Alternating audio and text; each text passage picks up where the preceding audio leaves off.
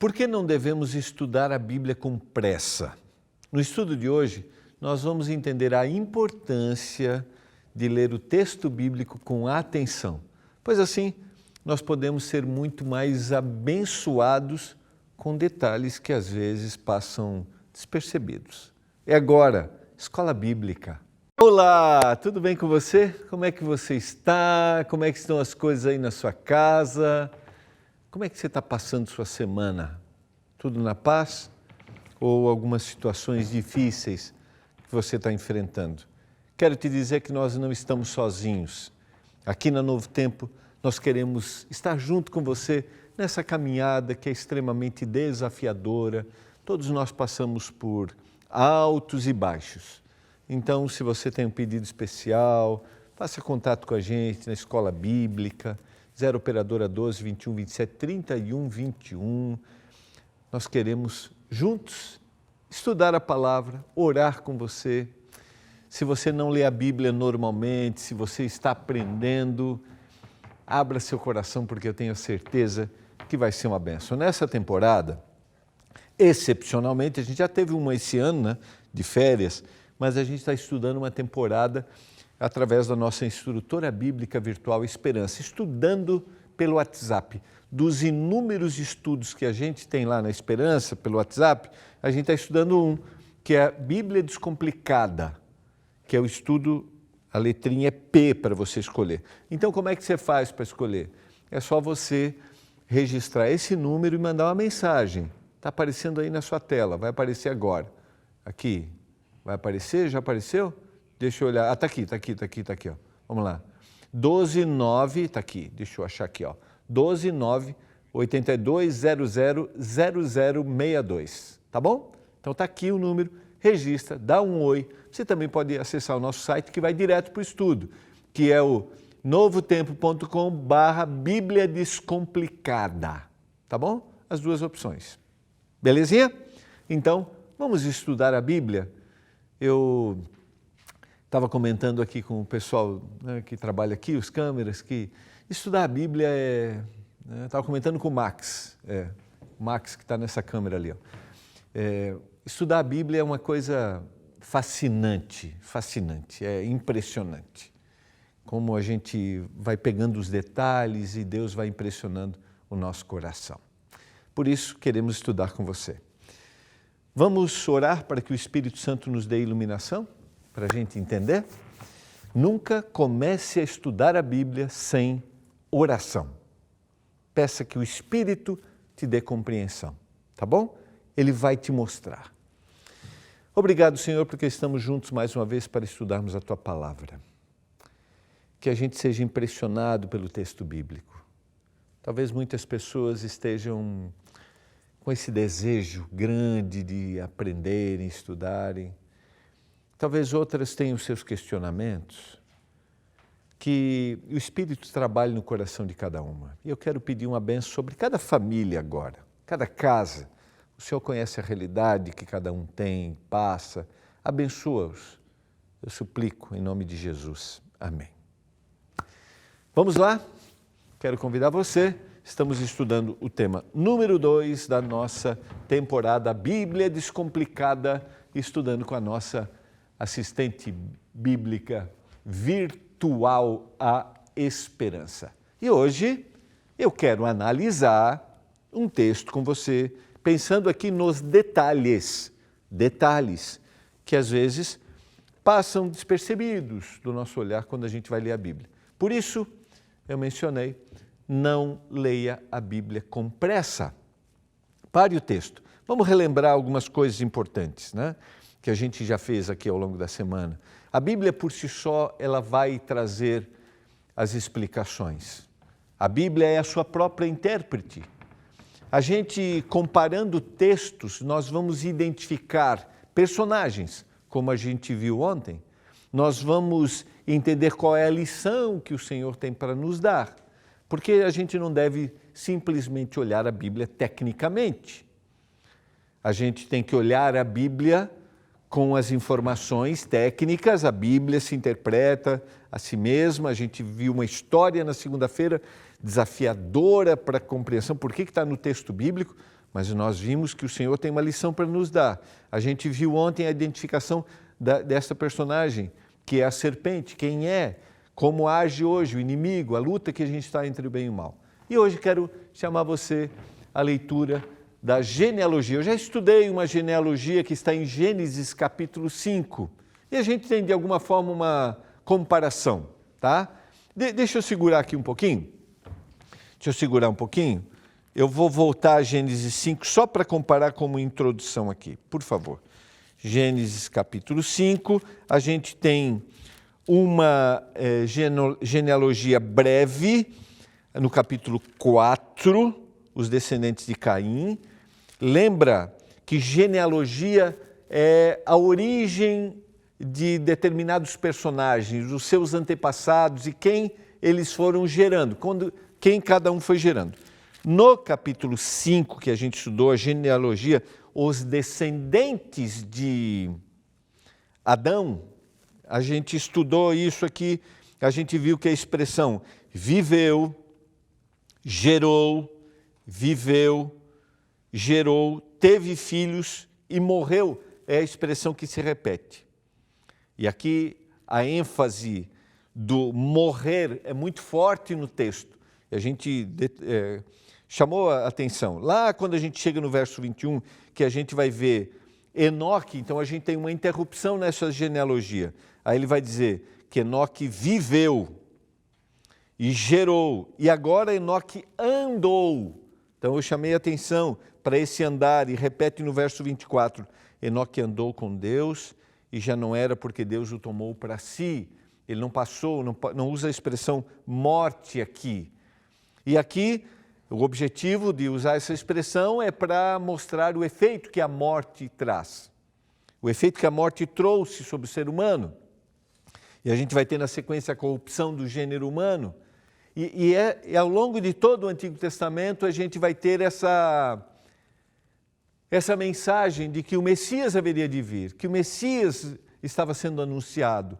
A gente estudou ontem, em Gênesis 3,15, que da mulher viria a semente, o descendente, aquele que iria libertar o homem dos efeitos do pecado e da morte. E agora, em Mateus abre o Novo Testamento com a apresentação do cumprimento. Assim como em Gênesis 5, a gente tem os efeitos da morte e a apresentação daquele que andou com Deus e esse viveu a eternidade, e ao longo de todo o Antigo a gente tem essa promessa, o Novo Testamento abre com o cumprimento dessa promessa. E é interessante que também abre com uma genealogia, ou abre com uma genealogia, porque o capítulo 5 a gente já teve a criação, os efeitos do pecado e agora a genealogia de Adão, de Caim depois de Adão. E Mateus vai abrir com outra genealogia. Agora a genealogia de Jesus Cristo. Lá a gente tem a genealogia de Adão. E agora a genealogia de Jesus Cristo, que é chamado por Paulo na carta aos Coríntios como o segundo Adão. Por aquele Adão, a gente tem a entrada da morte no mundo. E por esse a gente tem a entrada da vida. Então é interessante a gente ter a comparação. Agora, vamos ler o texto e vamos entender por que Mateus quer apresentar aqui uma genealogia e uma genealogia diferente, tá? E a gente vai ver. Livro da genealogia de Jesus Cristo, filho de Davi, filho de Abraão. Abraão gerou a Isaque, Isaque a Jacó, Jacó a Judá e aos seus irmãos. É interessante que ele apresenta a linhagem e para o público que ele está escrevendo, que é um público de crentes judeus, a linhagem de Davi e filho de Abraão dão para este personagem uma boa origem.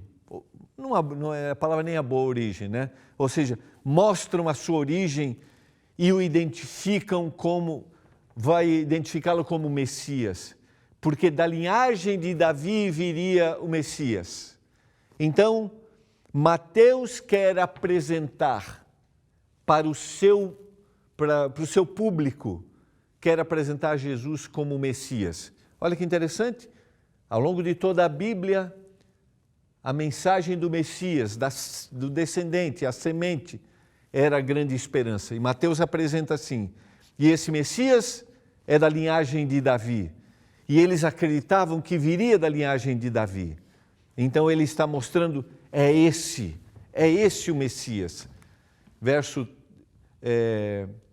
Antes do verso 3, eu quero destacar aqui, genealogia não é somente uma introdução ao Evangelho de Mateus, ele é um convite para reconhecer Jesus como o quê?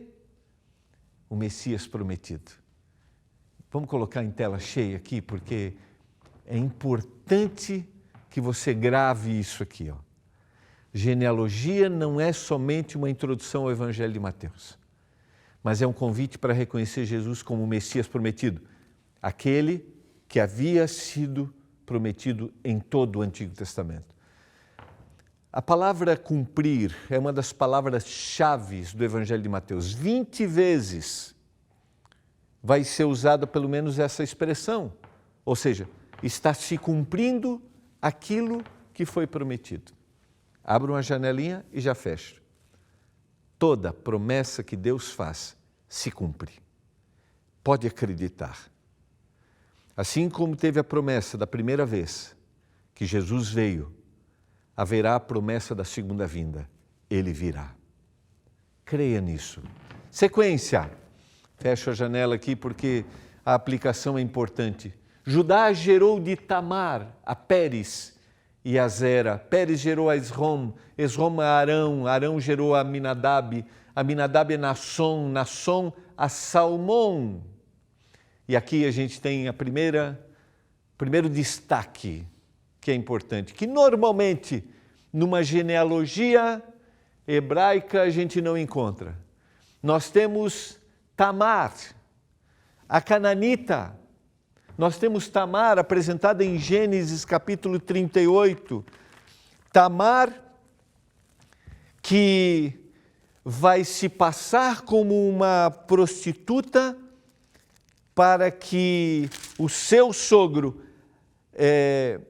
que não cumpriu a promessa dela gerar filhos por causa da morte do seu esposo, e depois do mais novo ele não conceder, ela vai passar-se como para que ela gere filhos, e ela vai ter filhos aqui. Judá gerou de Tamar a Pérez, ela vai ter do seu sogro, enganando-o, exigindo algo que ele havia prometido. Eu não vou me deter na análise do capítulo 38, mas quero destacar duas coisas. Primeiro, uma mulher na genealogia. Normalmente os homens, você vai analisar todas as outras genealogias na Bíblia, normalmente o homem é destacado, e isso dentro de toda a cultura, não só na cultura bíblica. E segundo, a gente tem uma mulher que aparentemente a gente pode condená-la, a gente pode discriminá-la, a sua atitude equivocada, mas está sendo incluído na genealogia de Jesus uma mulher que não é judia e uma mulher que teve uma atitude errada. Só sendo mulher. Qual é o objetivo do texto? Talvez você poderia ler a genealogia. Por que está destacando uma mulher? O Senhor, através da inspiração bíblica, através do autor, quer dizer que Ele recebe aqueles que se colocam inteiramente nos seus braços. Não importa quem eles sejam, não há discriminação. Aquele que deseja ter a vida transformada por Jesus, não existe etnia, não existe sexo. Aquele que se coloca nos braços de Jesus pode por ele ser transformado, e está incluído na genealogia de Jesus a primeira mulher, Tamar. Destaque que talvez poderia passar desapercebido. Salmão gerou de Raabe a Boaz. Este de Ruth gerou a Obed, e Obed a Jessé, e Jessé gerou a Davi, e o rei Davi a Salomão, da que fora mulher de Urias. No verso 5 e no verso 6, nós temos outras 3 mulheres. Dessas 5 mulheres que aparecem na genealogia, porque Maria vai aparecer também, dessas 4, pelo menos 3 dessas mulheres, como Ruth a Moabita. A gente tem mulheres que não faziam parte da linhagem do povo judeu, como temos Tamar, a cananita. Nós temos Raabe, em Josué capítulo 2, a prostituta que acolhe os espias na entrada do povo de Deus na cidade de Jericó. Olha só. Percebe que nada do que está na Bíblia está sem uma intenção. Nada do que está na Bíblia, o autor não teve um objetivo inspirado por Deus, porque a gente não está lendo só um livro de literatura, não estamos só lendo uma narrativa, não estamos só lendo poesias, não estamos só lendo profecias, não estamos só lendo parábolas, não estamos lendo na Bíblia um livro para solucionar os meus problemas pessoais, financeiros. Não! A Bíblia vai trazer essas dicas, vai trazer essas orientações para todas as áreas da vida? Vai! Mas o grande objetivo da Bíblia é me apresentar o Messias como aquele que transforma a minha vida. Esse é o grande objetivo. Eu já falei aqui no início da temporada, por isso não pegue a Bíblia para favorecer você dentro das suas crenças pessoais ou dentro de algum investimento pessoal que você tem. Bíblia não é um livro de motivação, ainda que os textos podem me motivar para a vida, mas a Bíblia é o livro que apresenta Jesus como a maior motivação da vida, porque é aquele que me transforma. E me entristece de coração, vendo pregadores que às vezes querem usar o texto longe do que o Senhor quer que o texto apresente. E o Senhor está apresentando aqui, numa genealogia, abrindo um livro escrito por um público tradicionalmente preconceituoso com mulheres, tá? Porque a gente tem um ambiente de preconceito. Jesus rompe esses preconceitos. E Mateus está apresentando essas mulheres. Raabe, Ruth, a história descrita no seu livro, e a mulher de Urias, segundo Samuel, capítulo 11, Betseba, essas mulheres, a maior parte delas parece ter algum questionamento, a gente colocaria algum questionamento, mas a gente tem o Senhor chamando, abraçando e transformando. Salomão gerou a Roboão, Roboão a Abias, Abias a Asa, Asa gerou a Josafá, Josafá a Jorão, Jorão a Uzias, Uzias gerou a Jotão, Jotão a Acás, Acás a Ezequias, Ezequias gerou a Manassés, Manassés a Amon, Amon a Josias, Josias gerou a Jeconias e a seus irmãos no tempo do exílio da Babilônia. Depois do exílio da Babilônia, Jeconias gerou a Salatiel, Salatiel a Zorobabel, Zorobabel gerou a Abiúde, Abiúde a Eliaquim, Eliaquim a Azor, Azor a Sadoc, Sadoc a Aquim, Aquim a Eliúde. Sequência 15 e 16. Eliúde gerou a Eleazar, Eleazar a Matã, Matã a Jacó, Jacó gerou a José, marido de Maria, da qual nasceu Jesus, que se chama o Cristo. A quinta mulher, questionada também, porque de uma forma extraordinária, concebeu através do Espírito Santo a Jesus Cristo.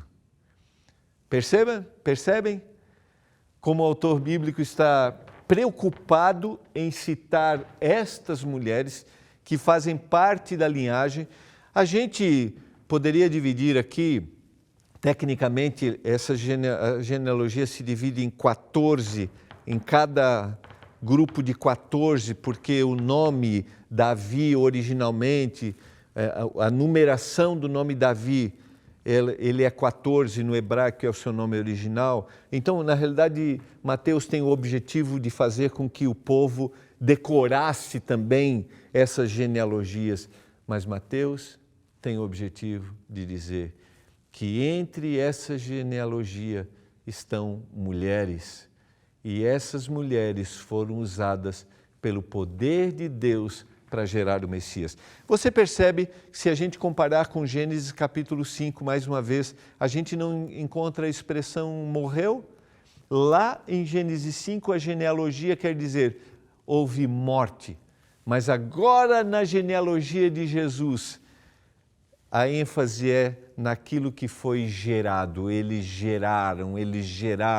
Ele não está preocupado, o autor bíblico, em fazer referência à morte, mas está preocupado em apresentar aquele que dá a vida. Na primeira parte da genealogia, até o verso 15, nós temos a origem, até o verso 17, nós temos a origem do Messias, a origem humana do Messias, de gente como a gente, que foram usadas pelo poder de Deus, até que nascesse e se cumprisse a promessa. O verso 17 é só para fazer referência àquilo que eu mencionei. De todas as gerações, desde Abraão até Davi, são 14. Desde Davi até o exílio da Babilônia, 14. 14 desde o exílio até o Cristo.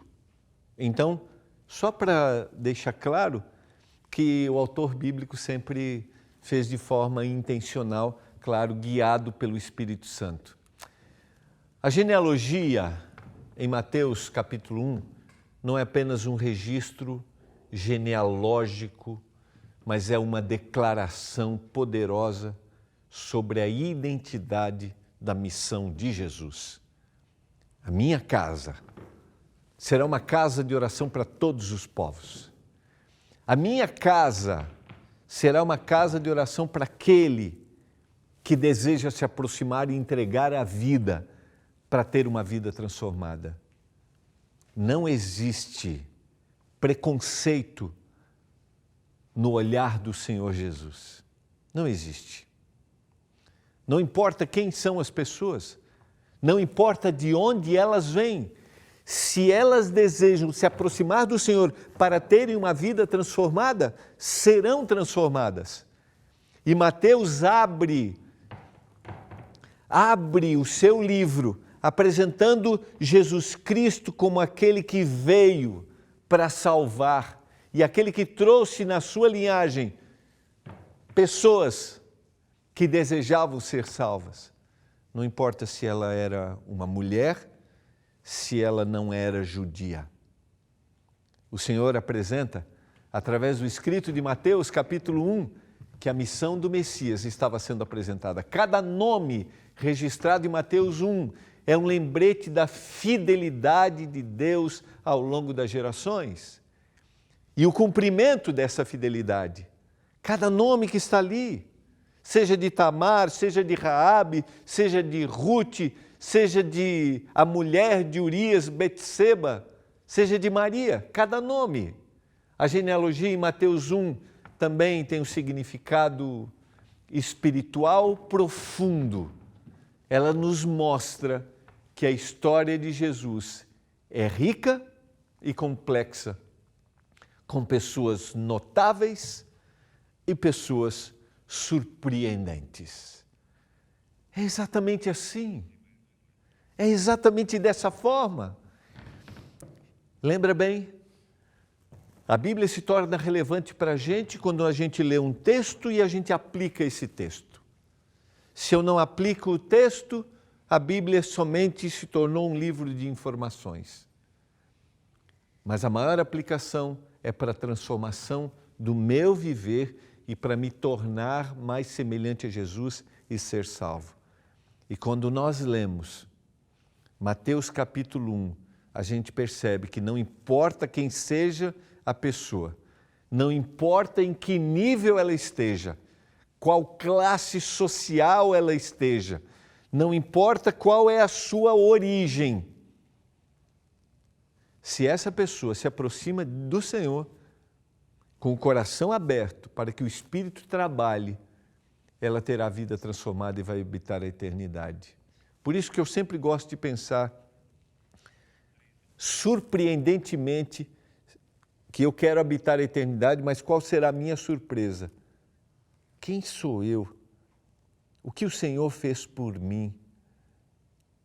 Quem é você? O que o Senhor está fazendo por você? Você acredita que Ele pode transformar? Não sinta-se nesse momento alguém que não tenha valor, não sinta alguém que não seja importante, porque o Senhor mostra em Mateus capítulo 1 que todos são chamados e são incluídos quando abrem o coração, não importa quem elas sejam. Agora, somente uma leitura atenta do texto bíblico vai trazer isso para você. Ao incluir pessoas como Tamar, Raabe, Ruth e Betseba, Mateus mostra que Deus deseja que a salvação alcance todas as pessoas, todas. Nesse momento, em qualquer lugar no mundo, neste momento, em qualquer parte, chegando aí na sua casa, incluindo, e nós aqui dentro do estúdio, o Espírito de Deus está trabalhando para a nossa salvação. O que nós temos que fazer? Abrir o coração, porque o Senhor só precisa de um coração aberto para realizar milagres e transformações. E a minha pergunta para você hoje é: você deseja abrir o coração, ou seja, abrir sua vida para que o Senhor realize milagres e transformações? O Senhor realizou milagres e transformações na vida dessas pessoas. A gente poderia analisar reis que estão nessa genealogia, que não fizeram o que Deus desejava, mas nós nos detemos hoje a analisar 5 mulheres que o Senhor usou. Mulheres que se colocaram nas mãos dele para que o Messias fosse gerado. Vamos abrir o coração para que o Espírito trabalhe? Pai, obrigado porque o Senhor chama a todos. Agora, a gente quer abrir o coração e a gente quer dizer: transforma a nossa vida. Eu clamo por isso. Se alguém precisa tomar essa decisão agora, eu suplico que Ele faça em nome de Jesus. Amém. Foi muito bom estarmos juntos. Não esqueça, registre esse número, 12982000062. É o número da nossa esperança, a nossa instrutora bíblica virtual. Estude com a gente. Um abraço. Tchau.